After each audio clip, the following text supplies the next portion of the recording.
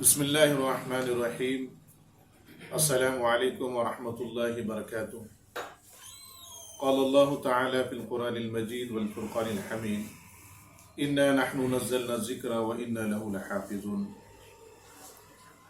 محترم و معزز سامعین کرام، جیسے کہ آپ جانتے ہیں کہ سوشل میڈیا پر، الیکٹرانک میڈیا پر جو بات سرگردہ کر رہی ہیں وہ قرآن کریم کے متعلق. قرآن کریم اللہ تبارک و تعالیٰ کی وہ کتاب ہے کہ اللہ تبارک و تعالیٰ نے خود اس کی حفاظت کا ذمہ لیا ہے. جیسے کہ اللہ کا خود فرمان ہے، اور جب اللہ تبارک و تعالیٰ نے اس کی حفاظت کی ذمہ داری لی ہے تو میں سمجھتا ہوں کہ پوری دنیا بھی مل کر اگر اس کو بدلنا چاہے یا اس میں کوئی تبدیلی یا تحریف کرنا چاہے تو نہیں کر سکتی. قرآن کی آیتوں کو تبدیل کرنا تو درکنار دور کی بات ہے، بلکہ اس کے زیر و زبر میں بھی کوئی تبدیلی نہیں آ سکتی. اس کی مثال اس طرح سے ہے کہ اللہ تبارک و تعالیٰ نے دنیا میں بہت ساری چیزیں بنائی. بعض چیزیں ایسی ہیں کہ جسے کوئی بڑی سے بڑی طاقت بھی اس کو بدل نہیں سکتی، جیسے کہ چاند، سورج ہیں، آسمان ہیں. اگر کوئی یہ چاہے کہ اس میں تبدیلی لائے تو دنیا کی پوری طاقت بھی اگر اس کو جھونک دیں کہ آسمان کو ذرا سے نیچا کیا جائے تو میں سمجھتا ہوں اس کو ہرگز کامیابی حاصل نہیں ہوگی. یا سورج کے وقت میں کوئی تبدیلی لائیں، ناممکن سی بات ہے. تو یہ بات بھی بالکل اسی طرح سے ہے کہ قرآن میں کسی طرح کی کوئی تبدیلی ہرگز نہیں آ سکتی. اللہ تبارک و تعالیٰ نے اس کی ذمہ داری لی. آپ تاریخ دیکھیں گے کہ ہر دور میں اسلام کے خلاف فتنے ابھرے، اسلام کی تعلیمات کو مٹانے کی کوشش کی گئی، لیکن جہاں جہاں ایسا ہوا وہ مٹا تو نہیں بلکہ اس میں اور بھی زیادہ اضافہ ہوتے گیا، اور بھی اس کی مقبولیت میں اضافہ ہوا، اور بھی لوگ اس کو چاہنے لگے اور اس کی معلومات حاصل کی. اسپین کہ جہاں پر مسلمانوں کی 800 سالہ حکومت تھی، اور انہوں نے، جیسے کہ تاریخ بتائی جاتی ہے کہ اسلام کی تعلیم کو مٹانے کے لیے کئی علماء کا قتل کیا اور کئی کتابیں سمندر میں ڈال دی تاکہ اسلامی تعلیم پوری طرح سے ختم ہو جائے. اور وہ سمندر کتابوں کو ڈالنے کی وجہ سے سیاہی میں تبدیل ہو گیا، لیکن اتنا سب کچھ کرنے کے بعد بھی قرآن کا ایک حرف بھی وہ بدل نہیں سکے، نہ قرآن کا ایک حرف وہاں سے ہٹ سکا، کیونکہ اللہ تبارک و تعالیٰ نے اس کی ذمہ داری لی. جیسے کہ اللہ تبارک و تعالیٰ کا فرمان ہے کہ ہم ہی اس کے محافظ ہیں، ہم اس کی حفاظت کرنے والے ہیں. آپ دیکھیں گے کہ دنیا میں روئے زمین پر کوئی ایسی کتاب نہیں ہے کہ جو ایک وقت سینے میں محفوظ ہو، چاہے وہ کتنا بھی پاورفل میموری والا کیوں نہ ہو، وہ کوئی کتاب کو اپنے سینے میں ایک وقت محفوظ نہیں کر سکتا. صرف یہ ایک ہی کتاب ہے قرآن مجید کہ ایک وقت سینے میں محفوظ ہوتی ہے. اللہ تبارک و تعالیٰ نے اس کی حفاظت کا ایسا مقام عطا فرمایا،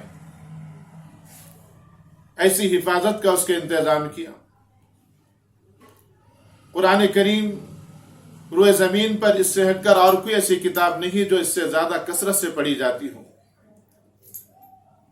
اس نے زیادہ اس کی تلاوت ہوتی ہو.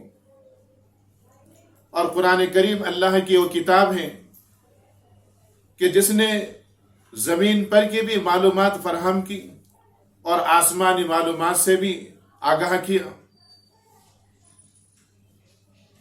کوئی ایسی کتاب نہیں کہ جس میں زمین اور آسمان دونوں کی آگاہی ہو، اور پھر اس کے علاوہ اس کا پڑھنا، اس کا سننا، اس کے متعلق ہر وہ کام جس میں اللہ تبارک و تعالیٰ نے اجر و ثواب رکھا ہے، اس کی تلاوت میں ثواب ہے، اس کے سننے میں ثواب ہے، اس کے متعلق یعنی قرآن کریم کی محفل کا منعقد کرنا، اس میں اللہ تبارک و تعالیٰ نے اجر و ثواب رکھا ہے۔ یعنی کہ ہر چیز جو قرآن سے متعلق ہو، اللہ تبارک و تعالیٰ نے اس میں اجر و ثواب رکھا ہے۔ گویا کہ قرآن کریم تمام مسلمانوں کی، تمام مومنین کی یہ شان ہے، تمام مسلمانوں کی یہ عزت ہے، اور یقیناً اللہ تبارک و تعالیٰ اس کلام سے ہی عزت سے نوازتا ہے، اسے امن و سکون عطا فرماتا ہے، مصیبتوں کو ٹالتا ہے، امن و امان اس کتاب کی وجہ سے قائم ہوتا ہے۔ حضرت عمر رضی اللہ تعالی عنہ جب آپ خلیفہ بنے تو خلیفہ بننے کے بعد آپ اپنے ایک ٹکڑی کے ساتھ ایک وادی سے گزر رہے تھے، تو ایک مقام پر آپ رک گئے، سخت گرمی کا موسم، اور حضرت عمر رضی اللہ تعالیٰ عنہ اس جگہ پر رک کر ایک مقام کو دیکھ رہے ہیں۔ بہت دیر تک رکنے کے بعد کسی نے آگے جا کر پوچھا، یا امیر المومنین، آپ اتنی دیر سے یہاں پر ٹھہرے ہیں اور جس جگہ آپ دیکھ رہے ہیں اس مقام پر تو کوئی چیز نظر نہیں آ رہی ہے۔ تو حضرت عمر رضی اللہ تعالیٰ عنہ نے فرمایا کہ یہ وہ مقام ہے، یہ وہ وادی ہے کہ جہاں پر میں بچپن میں اونٹ چرانے کے لیے لایا کرتا تھا، اور جب میں شام میں اونٹوں کو واپس لے جاتا تو وہ اونٹ خالی پیٹ ہوتے، تو میرے والد مجھے ڈانٹتے، غصہ کرتے اور کہتے کہ عمر تمہیں اونٹ بھی صحیح طریقے سے چرانے نہیں آتے۔ لیکن آج اس مقام پر میں بحیثیت امیر المومنین ٹھہرا ہوا ہوں، تو یہ مقام اور مرتبہ مجھے دو چیزوں سے ملا، ایک قرآن کریم اور دوسرے اسلام سے۔ انہیں دیکھیں قرآن کریم کی تعلیم نے حضرت عمر رضی اللہ تعالیٰ عنہ کو کس مقام سے اٹھا کر کس مقام پر لے کر گئے، کس طرح کی عزت اور شرافت سے نوازا کہ آپ تمام مومنین کے امیر بنے، خلیفہ بنے۔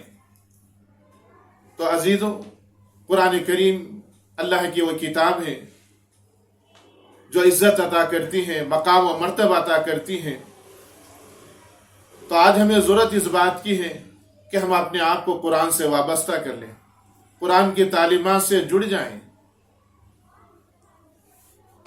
آج ہم قرآن کریم کے تعلیم سے دور ہیں، اس کے پڑھنے پڑھانے سے، اس میں موجود احکام پر عمل کرنے سے۔ یہی وجہ ہے کہ آج ہماری زندگی، آج ہمارا معاشرہ مختلف مصیبتوں اور پریشانیوں کا شکار بنا ہوا ہے۔ قرآن سے وابستی ہوں گی، قرآن کی تعلیم سے، قرآن کے پڑھنے پڑھانے سے، تو یقیناً ہر چیز، ہر معاملہ صحیح اور درست ہوتے جائے گا، زندگی میں برکتیں آئے گی، معاملات صحیح ہوتے جائیں گے، اللہ تبارک و تعالیٰ عزت و شرافت سے نوازے گا، مقام و مرتبہ عطا فرمائے گا۔ آج ہمیں ضرورت اس بات کی ہے، آج ہمارا معاشرہ اس سے دور ہو چکا ہے، تو گویا کہ ہمارے لیے یہ ایک گھنٹی ہے کہ ہم قرآن کی طرف، قرآن کی تعلیم کی طرف پوری طرح سے متوجہ ہو جائیں۔ اور جب کبھی بھی ایسے مسائل پیدا ہوئے، اور جب کبھی بھی کسی اسلامی چیز سے کوئی چھیڑخانی ہوئی، تو وہ چھیڑخانی ایک طرف ہے، لیکن اس مسائل سے ہر کوئی اس کی طرف लपक पड़ा, उससे वाकिफ हुआ। जैसे कि तलाक का मसला चला, हर वो कोई जिसको तलाक के बारे में कोई मालूमात नहीं थी वो भी उसकी स्टडी में लग गया, उसके सर्च में लग गया। गैर मुस्लिमों ने उसकी सर्च की, तो यकीनन इसका पहलू अगर उल्टा हो जाए कि वो अगर इस किताब के सर्च में लग जाए, इस पर सोचे और गौर व फिक्र करें, तो और इसमें उनकी खूबियां उनको नजर आए, तो ये बात बाइद नहीं है कि वह भी इस्लाम में दाखिल हो जाए और इस्लाम की तालीमात से और कुरान से मुतासिर होकर वो खुद इसकी गवाही दें कि ये किताब किसी भी तरह से इसका एक हर्फ गलत नहीं है, और कलमा पढ़ने पर वह मजबूर हो जाए।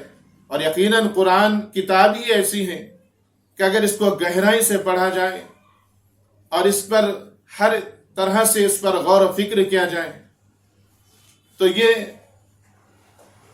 एक गंदगी से उठाकर एक साफ सुथरा शफाफ मकाम पर लेकर आती है।